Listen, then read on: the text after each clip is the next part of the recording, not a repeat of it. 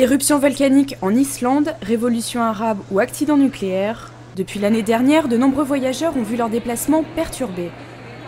Ces événements, indépendants de la volonté du client et de l'agent de voyage, constituent ce que l'on appelle des cas de force majeure.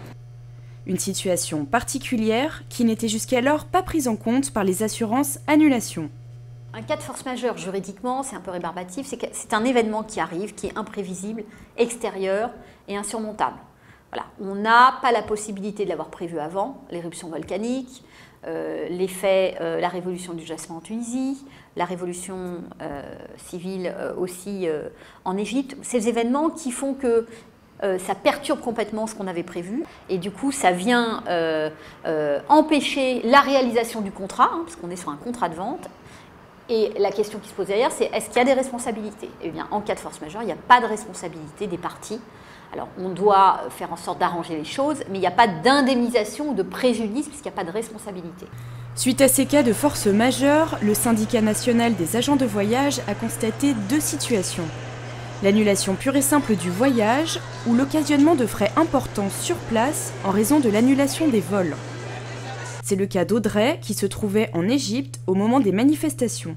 En fait, j'étais en Égypte pour une formation, mon billet de retour était prévu, et en fait, il était prévu 4 jours après qu'il y ait eu le début des émeutes en Égypte. Donc, on était pressés de rentrer. Moi, je suis allée super tôt à l'aéroport pour prendre mon vol, et là, 3 heures avant, en fait, on nous dit que le vol est annulé. Donc, on n'a jamais su pourquoi. On a essayé de savoir. On nous a simplement évoqué des conditions sécuritaires. On nous a dit, vous inquiétez pas, c'est pas de votre faute, vous serez remboursé. Par contre, ce qui a été bizarre, c'est qu'ils nous ont dit qu'il fallait acheter un billet sur une autre compagnie, plutôt que de nous proposer un vol plus tard.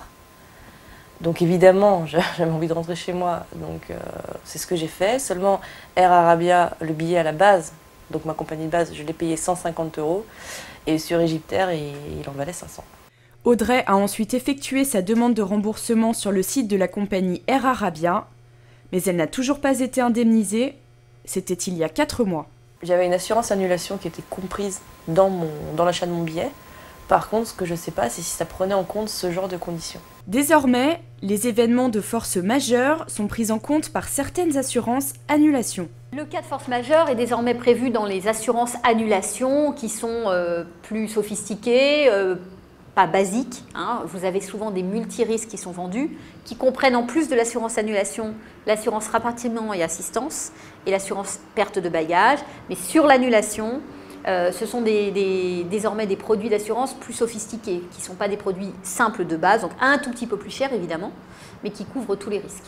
On peut dire que l'évolution effectivement de cette année, tant sur le plan des événements climatiques que politiques ou géopolitiques, a fait avancer entre guillemets la protection du client, évidemment contre, encore une fois, hein, le fait d'acheter une assurance. L'actualité a donc fait évoluer la pratique des agents de voyage et poussé le secteur de l'assurance à s'adapter aux besoins des clients. Encore faut-il que celui-ci soit bien informé de ses droits afin d'être en mesure de les faire valoir.